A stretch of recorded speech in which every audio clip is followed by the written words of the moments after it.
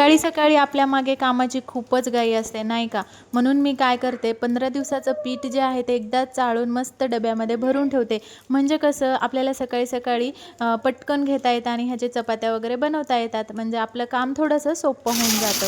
आणि इकडे बघा, पावसाचा आवाज ऐकण्यासाठी कान कसे आतुरले होते. शेवटी आज तो दिवस उजाडलाच आणि पाऊस पडत आहे म्हटल्यानंतर मुलांची फरमाईश देखील इकडे वाढली. मला इकडे फ्रेंच फ्राईज बनवायला सांगितलं. खूप सोपी रेसिपी आहे. बटाटे घ्यायचे, त्यावरची साल काढायची, असे काप करून त्यावरती 2 चमचे कॉर्नफ्लोअर टाकायचं आणि मिक्स करून तळून घ्यायचं. एकदम सोपी रेसिपी आहे बघा. एकदम कुरकुरीत बनतात आणि वरतून मस्त असं लाल तिखट, मीठ, चाट मसाला, गरम मसाला टाकायचा आणि सॉससोबत फस्त करून टाकायचं. खूप मस्त लागते बरं का.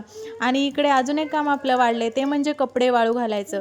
पावसाळ्यात कपडे वाळतच नाहीत, मग इथे वाळू घालू तिथे वाळू घालू असं होऊन जातं. आणि इकडे मी कपडे देखील घडी करून घेतलेत आणि मुलांना देखील मी इकडे कामाला लावले बरं का. ते देखील मला कामामध्ये मदत करत आहेत. आणि मी इकडे मस्त चहा उकळायला ठेवला, गरमागरम चहा पिऊन घेतला. अशा प्रकारे खूप वेळा उकळून चहा प्यायला कुणाकुणाला आवडतो बरं.